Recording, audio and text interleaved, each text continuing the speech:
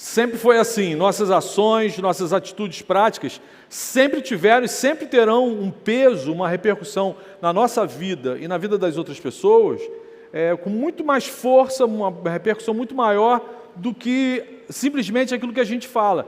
A nossa mensagem tem uma força, tem um peso, mas se ela não está conectada com a forma como a gente vive, se não tem coerência o que eu estou falando com o que eu estou vivendo, rola uma esquizofrenia e a mensagem perde a força. Amanhã será comemorado, por exemplo, o Dia das Mães. Você pode e deve falar para sua mãe declarações de amor, né? Mamãe, eu te amo, mamãe, obrigado, enfim, as flores que sofreram um aumento de 400%, então você entrega uma rosa, é uma declaração de amor tremenda. Mas se você fala com ela amanhã, né, eu te amo, mas passa o ano inteiro tendo atitudes, tomando, né, ações e comportamentos que não têm coerência com essa declaração de amor que provavelmente você vai fazer amanhã, essa declaração de amor perde força. Uma declaração pontual de eu te amo, desconectada de atitudes práticas ao longo de um ano, fica sem sentido, fica sem força, fica sem credibilidade. Se o discurso não está conectado com a prática, as pessoas não ouvirão o que você está falando.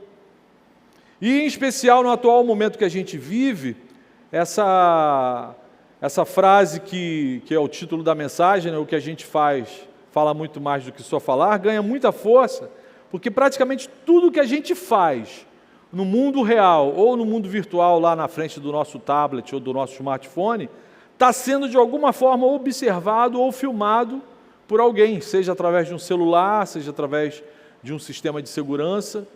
Não tem como a gente fazer praticamente mais nada hoje em dia sem que alguém não esteja tomando conhecimento, registrando, filmando. Por exemplo, tudo que a gente faz aqui dentro desse salão, a gente até perde a noção, mas está sendo tudo filmado. Além da transmissão, tem a opção de câmera de segurança aqui filmando tudo. E isso, de certa forma, é muito bom numa sociedade caída, cheia de criaturas esquisitas, confusas e literalmente perdidas em seus próprios delírios. É de grande valia o registro de tudo que acontece à nossa volta. Até para testificar que, de fato, o que a gente faz tem um peso muito maior do que só falar. Essa semana, por exemplo, a gente só conseguiu tomar ciência de 2 manifestações lamentáveis e trágicas de ódio racial porque alguém rapidamente pegou o celular e começou a filmar. Uma situação ocorreu no metrô de São Paulo e outra ocorreu aqui, dentro da associação onde eu moro, uma vizinha minha. 2 mulheres que teoricamente estudaram, receberam uma formação acadêmica, né, para quem diz que os livros resolvem a situação do ser humano. Essas pessoas tinham uma formação acadêmica, uma formação socioeconômica, e agrediram outras pessoas com injúrias raciais, essa semana. Mesmo possuindo estudo, nada disso foi suficiente para torná-las minimamente humanas. O que elas fizeram na prática repercutiu na sociedade com muito mais peso do que toda a formação que elas possuem, né, de academicismo. E aí, graças ao avanço da tecnologia, as pessoas estão percebendo que, de fato, aquele aviso, sorria, você está sendo filmado, é verdadeiro. Nem tenho visto mais, né? Antigamente, para todo lado, tinha aquela plaquinha, né, com aquele motion ridículo, sorria, você está sendo filmado. Agora não tem mais plaquinha nenhuma, mas estão filmando. Mesmo que você pense que ninguém está vendo ou te filmando, Deus, o onipotente, o onipresente, o Criador do universo, está sempre vendo e ouvindo tudo que a gente fala, antes mesmo de chegar na nossa boca, ou antes mesmo da gente tocar ou fazer alguma parada, Ele já tomou ciência, já filmou, já gravou tudo, e no gravador de Deus, no HD de Deus, ninguém mexe, nenhum hacker tem poder de entrar lá e apagar, deletar, fazer nada. Para tudo que a gente faz no nosso dia a dia, sempre tem alguém nos observando, nem que seja o Senhor. E quando esse alguém descobre que nós somos crentes, aí a pessoa à nossa volta, seja um vizinho, os colegas de trabalho, ou no estudo, os parentes, ou os demônios, parece que concentram ainda mais, passam a olhar para a gente com muito mais atenção e rigor. quando eles sabem que nós temos um compromisso de amor com Jesus e com o Evangelho, aí que o grau de observação, de aferição, se torna ainda mais fino, mais criterioso. Às vezes nos observam com uma expectativa positiva, eu tenho que confessar isso. Às vezes as pessoas estão andando com a gente e falam, pô, se Marcão é crente, logo ele vai ter uma reação amistosa, graciosa, uma reação melhor no agir e reagir com as questões da vida. Mas na maioria das vezes, para não dizer na totalidade, na maioria das vezes, nos observarão com julgamento e preconceito. Pô, se o Marcão é branco, crente, calvinista e ainda é pastor, logo eu já sei que ele é um desgraçado fundamentalista, racista, machista, dentista, homofóbico, falocêntrico, reacionário, com flocos crocantes e chocolate Nestlé. As pessoas já fazem esse julgamento. Tudo que o Marcão falar, independente do que for, eu vou ser contra. Mas e daí? Qual o desdobramento prático disso tudo na minha e na sua vida? O apóstolo Pedro, no primeiro século da era cristã, mesmo sem celular, sem câmeras de segurança, ele já possuía entendimento muito profundo sobre esse assunto. Pedro sabia que os cristãos, independentemente da sociedade onde eles estavam inseridos, seriam vigiados, seriam observados, alguns seriam perseguidos. E aí com muito mais rigor do que qualquer outra pessoa que não fosse cristã. E aí Pedro, já no primeiro século, escreve para a gente e deixa claro que, de fato, o que a gente faz no nosso cotidiano vai ter um peso muito maior do que o que a gente declara, fala ou prega para as pessoas. Pedro sabia que muito mais do que nossas palavras, as pessoas estão prestando atenção o tempo todo no que a gente está fazendo, na concretude das nossas ações, dos nossos relacionamentos. E aí na sua primeira epístola, na sua primeira carta, o Pedro faz um tratado sobre essa questão.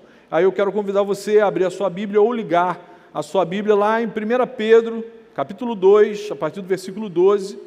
Se você está com Bíblia de papel, se você é crente raiz, está lá no finalzinho da sua Bíblia. Ele nos deixou uma instrução pastoral sobre nossos deveres como cristãos inseridos numa sociedade não cristã. 1 Pedro 2, a partir do versículo 12. Conseguiram achar? Bem, beleza? Então Pedro diz assim, ó, já começa, eu me amarrei nesse texto, que é um texto só de aplicação prática, né? Pedro já começa com o imperativo, vivam entre os pagãos, ou seja, Pedro está falando, vocês vão viver entre as pessoas que ainda não são cristãs, de maneira exemplar, para que, mesmo que eles os acusem de praticarem o mal, observem as boas obras que vocês praticam, e o quê? Glorifiquem a Deus no dia da sua intervenção. Por causa do Senhor, sujeitem-se a toda autoridade constituída entre os homens, seja o rei com autoridade suprema, seja os governantes, como por ele enviados para punir os que praticam o mal e honrar os que praticam o bem. Pois é da vontade de Deus que, praticando o bem, vocês silenciem a ignorância dos insensatos. Vivam como pessoas livres, mas não usem a liberdade como desculpa para fazer o mal. Vivam como servos de Deus. Tratem a todos com o devido respeito. Amem os irmãos, temam a Deus e honrem o rei. Amém? Só a Emily falou amém. Pelo menos Emily, estamos juntos, amém, galera? Pô, é um texto top, desafiador, mas, pô, maravilhoso. Pedro escreveu essa carta na mesma época que o apóstolo Paulo estava sendo decapitado por ordem de Nero. E observa, ele fala para a igreja, para os cristãos, se sujeitarem ao rei e às autoridades estaduais. Naquela época, os governantes dos estados, Pilatos, a galera que recebia a ordem dos imperadores, eles faziam o que de fato era para todo o estado fazer, coibir o avanço da violência, punir o mal. Só que era um estado mau, era um império romano, a gente está falando do império romano. Então, eles detectavam o que era mal. Não gostei de você, você é mal, vou te punir. Então, e Pedro está falando para a galera, olha só, por amor a Deus, porque vocês amam o Senhor, vocês vão se submeter, vocês vão se sujeitar a essas autoridades. Pedro deu uma instrução absolutamente clara de como seus irmãos em Cristo deveriam viver no meio daqueles que ainda não são seus irmãos em Cristo. Pedro explica no capítulo 2 de sua primeira carta pastoral que os cristãos devem viver de maneira exemplar. Por quê? Em primeiro lugar, ele vai passar para a gente que é por causa dos perdidos. A gente precisa viver de maneira exemplar, em primeiro lugar, por causa das pessoas que ainda não conhecem Jesus. Versículo 12, vivam entre os pagãos de maneira exemplar. Para quê? Exemplar, para que eles sigam o seu exemplo, para que você seja exemplo, para que você seja um norte, para que você seja um marco balizador, para que alguém olhando a sua vida queira te imitar, ou queira pelo menos estar contigo. Para que eles observando as boas obras que vocês praticam, glorifiquem a Deus no dia da sua intervenção. Então vivam uma vida exemplar no meio dos não cristãos, independentemente das circunstâncias, do que está acontecendo no trabalho, dentro de casa, na faculdade, na academia, justamente por causa das pessoas que nos observam, né, de antemão você já sabe que está sendo observado. Então você vai viver de modo exemplar por amor a essas pessoas. A conduta do cristão não deve apresentar coisa alguma que possa ser usada pelos incrédulos como munição contra Cristo ou contra o Evangelho. Eu e você, nós não temos o direito de viver de forma leviana, descuidada, a ponto de a gente fornecer para o não cristão munição para ele falar: ah lá, está vendo? É crente. Ah, diz que é crente. Vai na igreja, canta musiquinha, chora. Olha lá, olha o que ele está fazendo. Olha como ele está falando com a mãe.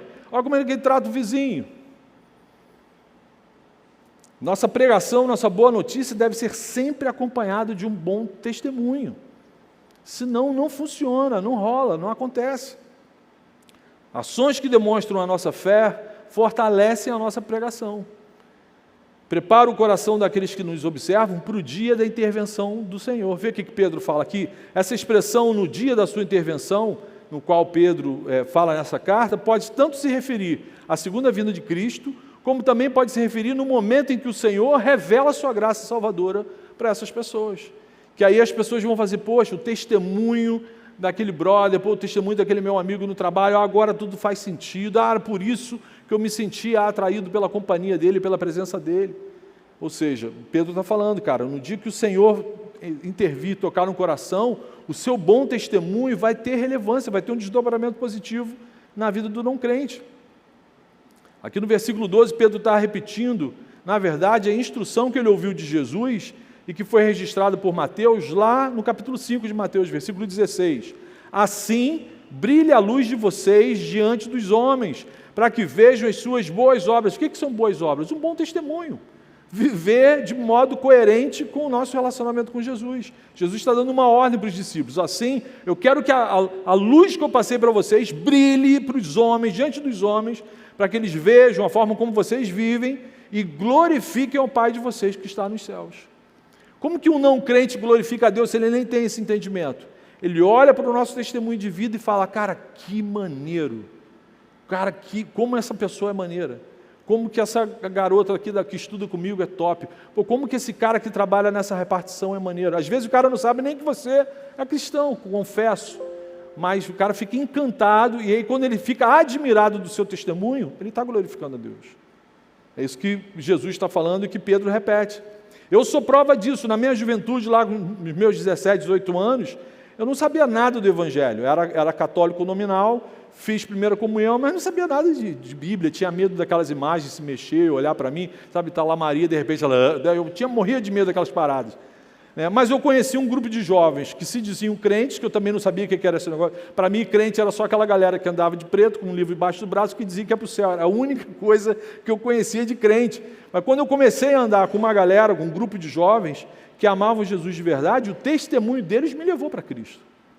E até hoje eu não lembro do que eles falaram comigo, dos textos bíblicos que eles falaram comigo, não lembro das pregações que eu ouvi naquela época, mas eu lembro do testemunho deles.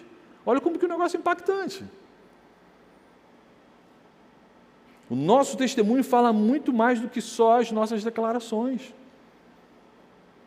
O que a gente faz com as pessoas à nossa volta pode ser a ponte que vai levar essas pessoas a conhecerem e a se encantarem por Jesus.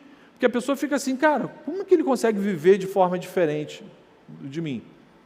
O que está acontecendo? O que ele come? Sabe, Globo Repórter? Onde eles vivem? O que eles fazem? Hoje à noite no Globo Repórter. A pessoa fica intrigada. Eu quero conhecer, eu quero saber o que é isso. Lamentavelmente, assim como o bom testemunho marca muitas vidas, o péssimo testemunho também marca muita gente. Vê, esse péssimo testemunho que aconteceu essa semana chocou o Brasil e com certeza essa notícia deve ter se espalhado até por outros países. Infelizmente, alguns crentes escandalizam muitos não crentes. Escandaliza a gente que é irmão na fé, quanto mais os que não são. É crente caloteiro, crente 171, crente safado, crente que apoia político safado, crente que safado que se torna político e fica safado. Crente que se torna político e depois assassina o cônjuge. Gente, é muito escândalo. Gente que se dizendo crente também se diz pastor e fica milionário em cima da fé das pessoas. É muito escândalo, é muito escândalo. E aí Pedro está escrevendo aqui, cara, vocês não têm esse direito, vocês têm que viver de modo exemplar no meio dos não cristãos. Tadinho, Pedro ia ficar horrorizado se ele abrisse hoje uma tela de tablet e visse as notícias das igrejas. Misericórdia.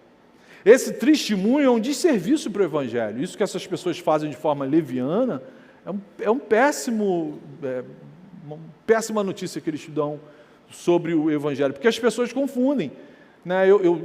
Como eu pratico, né, o stand-up lá na praia, quando eu falo que sou pastor, a primeira reação das pessoas é me olhar como se fosse leproso. Covideiro, né? Agora é o Covid, né? Estou com Covid. Estou com Covid! Ninguém chega perto, maluco. Quando você fala, o que você faz? Eu ainda falo baixo. O quê? Promotor? Não, pastor. Enfim. Por quê? O cara lembra logo. Não sei o que lá Santiago, não sei o que lá Macedônia, não sei o que lá. Vai lembrando, deve ser igual. Deve ser igual. Por isso a ordem apostólica, vivam entre os pagãos de maneira exemplar para que eles glorifiquem a Deus. Em segundo lugar, eu e você, a gente tem que viver dessa maneira por causa do Senhor Jesus. Isso está lá em 1 Pedro 2, no versículo 13. Por causa do Senhor, além de vocês viverem dessa forma exemplar por causa dos não crentes, vocês também vão viver por causa do Senhor e mais. Sujeitem-se a toda autoridade constituída por Deus entre os homens, seja ao rei como autoridade suprema, e aí a gente tem que lembrar que Pedro está falando de Nero, seja aos governantes, como por ele enviados, para punir os que praticam o mal e honrar os que praticam o bem. É claro que tudo que fazemos em primeiro lugar deve ser feito para a glória do Senhor e para o bem do seu reino. Né? Paulo deixa isso bem claro, lá em 1 Coríntios 10, 31. Assim quer comais, bebais ou façais qualquer outra coisa, façam tudo para a glória do Senhor. Então Pedro está reforçando essa questão aqui. A forma como nós nos relacionamos com as autoridades constituídas por Deus sobre a nossa vida também demonstram como que é a nossa relação com o Senhor. Isso não significa que eu e você temos que obedecer cegamente a tudo que as autoridades ordenam. Imagina nesse país a gente obedecer a tudo que as autoridades governamentais nos ordenam. Por exemplo, na Bíblia a gente vai ver aqui, os amigos de Daniel lá recusaram as regras alimentares do rei Nabucodonosor. Lembra lá no início do livro de Daniel? Os amigos de Daniel eram obrigados, o rei falou, vocês estão muito magrinhos, vamos fazer aqui um churrascão, pagode, picanhas, linguicinha, e os moleques falaram, cara, a gente não vai comer nada disso.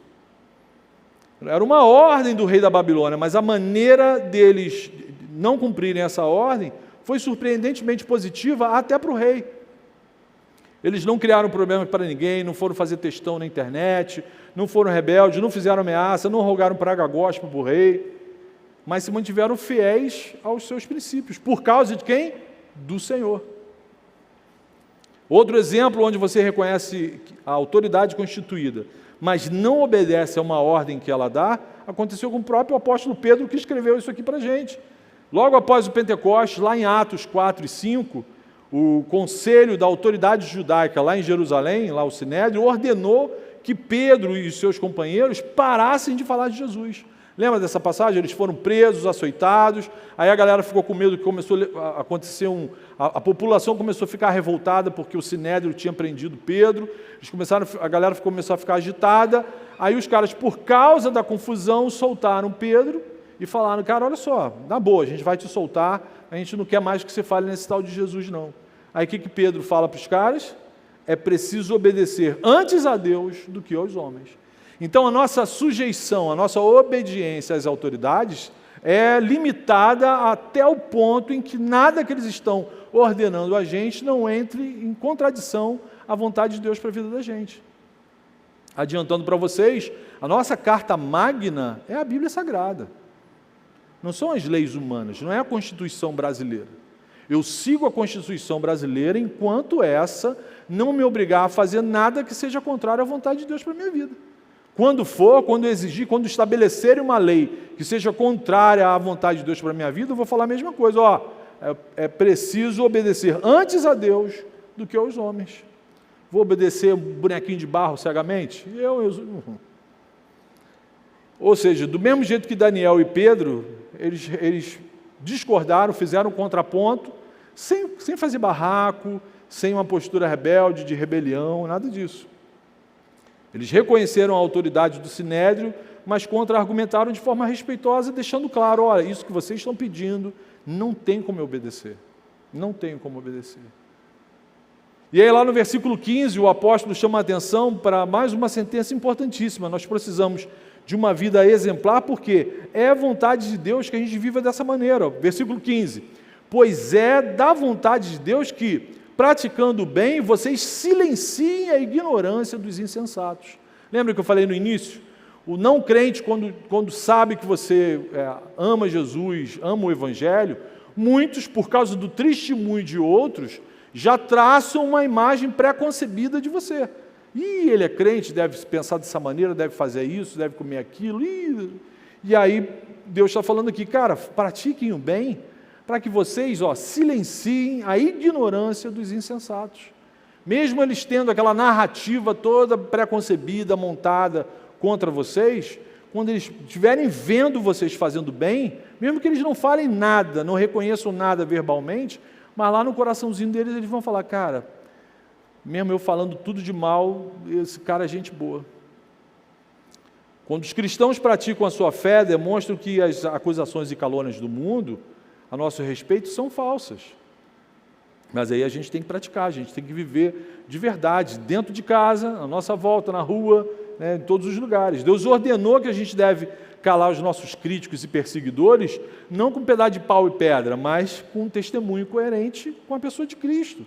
No versículo 16, Pedro reconhece que os cristãos estão livres da obediência forçada da lei, exatamente o que eu falei agora. Eu não sou forçado, por causa de Jesus, eu não sou obrigado a obedecer nenhuma lei que seja contrária ao que Jesus estabeleceu para a minha vida. Aí ele fala aqui, vivam como pessoas livres. Vocês não estão debaixo de nenhum rigor, nenhuma obrigação legal. Vocês não são escravos mais, nem da lei do pecado, nem das leis religiosas, nem de lei nenhuma.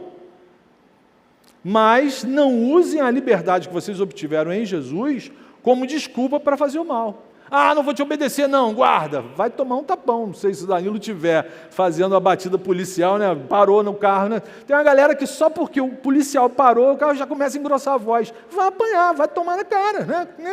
Papai não bateu, alguém vai bater. Não use a sua liberdade como desculpa para fazer o mal.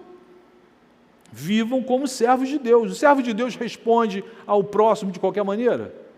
Independentemente de quem seja o próximo.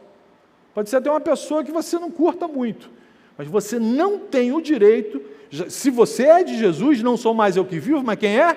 É Jesus que vive em mim. Então, amiguinho, não me interessa, com amor, tem que falar com amor, senão você fica triste, magoado, não me interessa o que você acha, o que você está com vontade de fazer, a forma que você está de falar, não me interessa. Se você é de Jesus, você tem a obrigação de viver de modo exemplar e de respeitar as pessoas, e de tratar todo mundo bem. Principalmente se ele for uma autoridade constituída por Deus sobre a tua vida. Ele reforça isso. Não use a liberdade como desculpa para fazer o mal. Vivam como servos de Deus.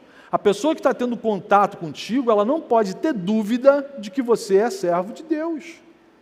Isso é um desafio para a gente, amiguinho. Isso é um desafio para a gente.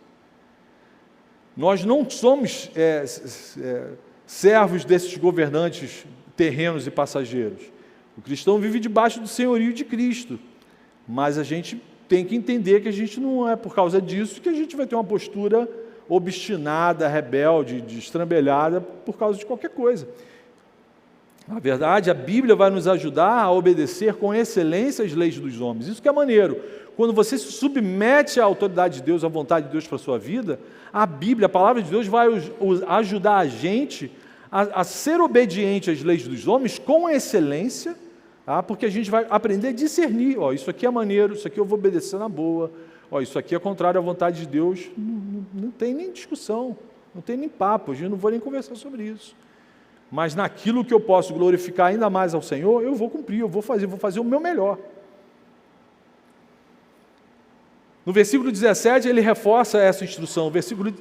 Alguém falou alguma coisa aí? Amém? Eu escutei, alguém falou, não sei se foi o Senhor ou algum no versículo 17, ele reforça essa instrução. Tratem a todos significa o quê? Eu me amarro nessa parte do grego, da língua grega. Todos significa todos. Tratem a todos com o devido respeito. Pedro está reforçando tudo o que ele falou nos versículos anteriores. Ame os irmãos, temam a Deus e honrem o rei. Não se esqueçam das autoridades terrenas constituídas por Deus. Ou seja, toda autoridade, mesmo humana, mesmo ela sendo perversa, repito, Pedro estava falando de Nero. Por pior que você ache os governantes que o Brasil já teve, ninguém supera Nero. Nero era top, em matéria de maldade. Ele está falando aqui, mesmo as autoridades humanas perversas, a gente deve obedecer enquanto elas não ordenarem aos cristãos que violentem a vontade de Deus na nossa vida. Então, todos que possuem alguma autoridade legítima sobre a nossa vida, a gente precisa respeitar. Nossos pais, nossos professores, nossos líderes religiosos, pastores, líderes de célula, a gente precisa demonstrar respeito para essas pessoas. Devem receber a devida honra e respeito. Pedro também ordena que amemos os nossos irmãos em Cristo. Esse é o nosso principal testemunho de uma vida exemplar. A gente fala para as pessoas de um Deus de amor. A gente fala que Jesus ama as pessoas.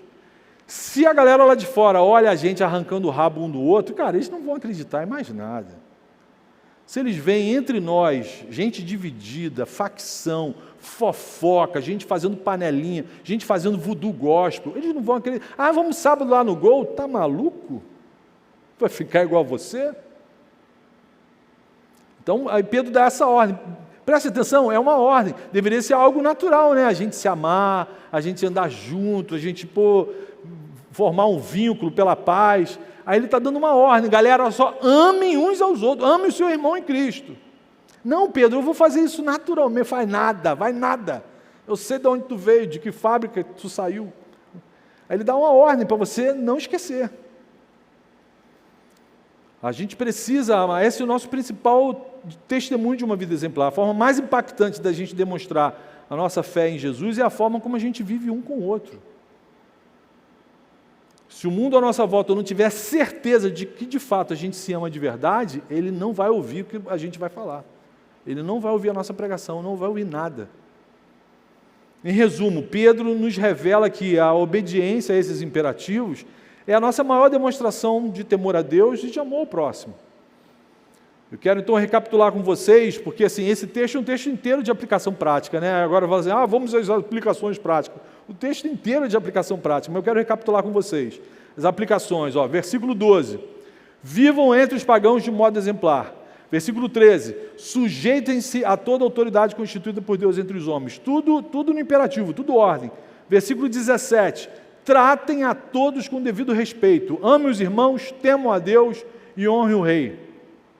E aí eu perguntaria, Marcão, como que eu coloco isso tudo em prática? É lindo, o texto é maneiro, as ordens são maravilhosas. Deus não está exigindo nada desumano da gente. Mas como que eu coloco isso em prática? Marcão não sabe responder, mas o cara que escreveu sabe responder. Pedro, cheio do Espírito Santo, respondeu para a gente. Você está com a Bíblia aberta ou ligada aí? Vai lá para 1 Pedro, capítulo 3, versículo 8. Como que eu coloco em prática tudo que Pedro falou na primeira epístola, no capítulo 2 da primeira epístola? 1 Pedro 3, a partir do 8. Sejam compassivos. O que é isso? Seja paciente. Seja paciente um com o outro, paciente com as pessoas, paciente com os governantes. Amem-se fraternalmente, amem-se como irmãos de verdade. Sejam misericordiosos e humildes. O orgulho é a galinha que choca todos os outros pecados, já dizia C.S. Lewis. Seja humilde, não ache que você é maior, que é superior a ninguém. Seja humilde.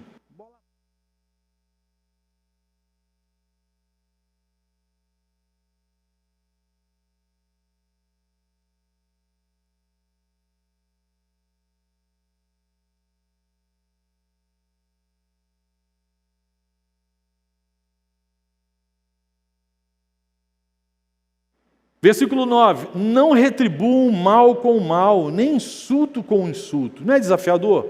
Não dá vontade, quando uma pessoa fala uma besteira para você, não dá vontade de voltar assim, uma outra besteira num grau Armagedon, assim, destruir a pessoa? Aí Pedro me quebra aqui. Não pague mal com mal, nem insulto com insulto. Pelo contrário. Ai, Pedro, não deixa mais difícil, não deixou mais difícil. Bendigam, bendigam. O que é bem dizer? É falar bem do outro. Mas Marcão, não tem nada para falar de bem da outra pessoa, então fica quieto e ora. Mas bendigam, pois foi para isso que vocês foram chamados. Deus não chamou a gente para ficar amaldiçoando ninguém, para ficar maldizendo, para ficar murmurando. Se fosse para fazer isso, ele não precisava chamar a gente, era só deixar a gente solto, que a gente naturalmente a gente já ia fazer assim, já ia viver assim. Aí ele fala, cara, bendigam, pois para isso vocês foram chamados. Versículo 10, guarde a sua língua do mal e os seus lábios da falsidade. Cara, não fale mentira. Guarda a sua língua do mal. Versículo 11, afaste-se do mal e faça o bem. Busque a paz com perseverança. Vai ter hora que não vai dar para viver em paz, né? Paulo também vai dar essa ordem. Do que depender de você, faça de tudo para viver em paz com todos. É a mesma coisa que Pedro está dando aqui, a ordem. Busque a paz com perseverança. Faça de tudo para viver de boa, para ficar na boa. Saia no prejuízo, mas, cara, fica na paz. Isso não tem nada a ver com ser pacifista, mas essa é outra pregação.